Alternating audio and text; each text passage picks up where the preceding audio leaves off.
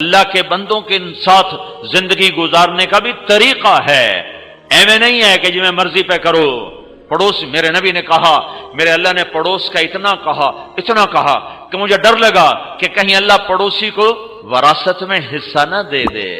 درگزر کرنا یہ اسلام کا صحرا ہے، اسلام کی زینت ہے، اسلام کا سب سے خوبصورت عمل ہے۔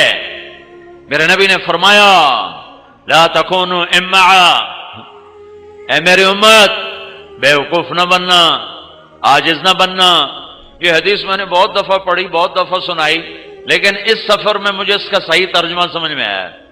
امع کا لفظ بہت سخت ہے، امع تو بے وقوف کا جو لفظ ہے نا، اس میں اتنی سختی نہیں ہے۔ بے وقوف، عاجز، بے وقوف، کمزور، یہ سارے ہیں تو امع کے ترجمے، لیکن وہ وہاں سیوال میں مجھے اچانک اس کا ترجمہ صحیح ٹھوکواں سمجھ آیا۔ جڑی طاقت امع میں ہے اتنی طاقت کا ایک لفظ پھر مجھے سمجھ میں آیا۔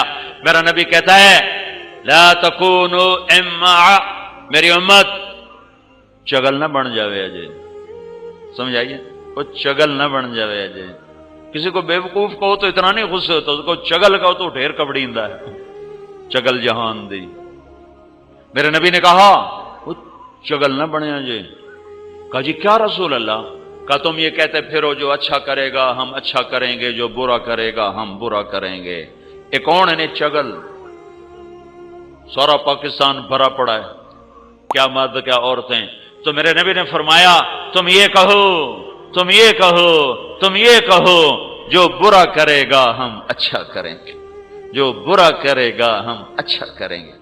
اس پر لوگ دیں گے تانے، بے غیرت ہو گئے ہیں، نک وٹھا چھڈی یہی، چتے نہیں رہے گا تو ہیں کون، بالکل مٹی ہو گئے ہوں، بھوئیں تے جا پیوں۔ تو تمہیں شیطان دے گا چکر، دیکھ تیری تو عزت خاک میں مل گئی۔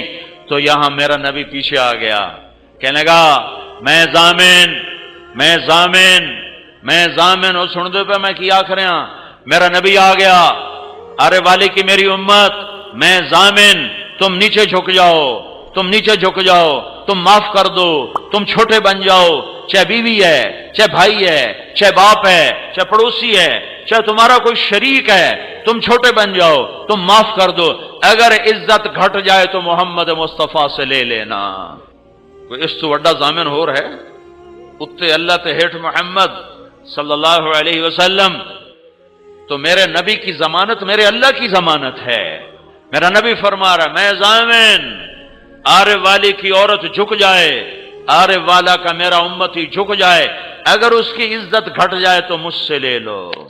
لڑائیاں چھوڑو چاہے سیاست کے نام پر ہو، جھگڑے چھوڑو چاہے دین کے نام پر ہو۔